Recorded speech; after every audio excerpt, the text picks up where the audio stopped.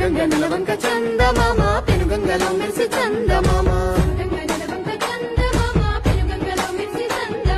గోదారి కృష్ణమ్మ చందమామ నల్లు మండున్నాయ చందమామ వారణాసి గంగ చందమామ భంగపడ్డదమ్మ చందమామ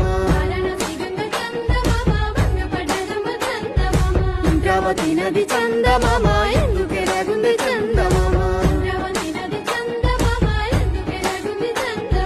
గుండి మూసి నదుల చందమామ గుండెలు పగిలిన చందమామ